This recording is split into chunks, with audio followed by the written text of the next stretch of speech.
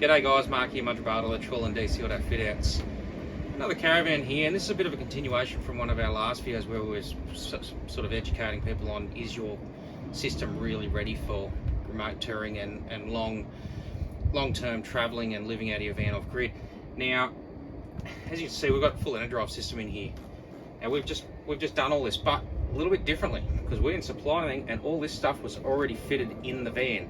And this is why I say it's a bit of a continuation, because is it really ready for you to travel and go traveling for 12 months? This came to us for a few simple upgrades, and we highlighted the fact to them that, hey, there's a lot of issues with the install, and this is becoming a bit of a problem with people installing this gear and not doing it properly. This rubbish bin is full of undersized cable. Everything was undersized. I'm going to run through the list of problems with it. All the battery cables, undersized. Battery to inverter cables, undersized. Battery to DC charger, undersized. Battery to AC charger, now the AC charger was actually mounted at the back underneath the couch. The wrong location and undersized. So everything undersized on this. Quite a few issues there, and very poorly laid out. I'll switch to those photos, you'll see that the battery's there. Look at all the cabling running off the batteries. They're just a mess. Only had the DC in the corner and, as I said, AC at the back here. So cutting back to what we've got here going now, we've totally revamped this system for them. We've got all the correct size cabling.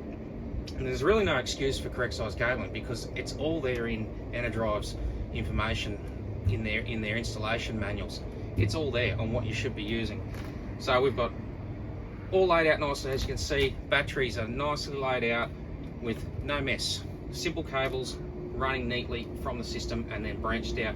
Fusing mounted up nicely at the back, instead of how they had it with the maxi fuses just hanging off the battery terminal. So midi fuse is all mounted, the mega fuse is a bit out of sight, it's underneath there. We've got everything trunked in underneath. We have added in the Morningstar solar controller, so we can harvest solar while we're driving, as well as running the DC-DC. As you can see, everything's nice and neatly laid out, easy to get to, and a much better install.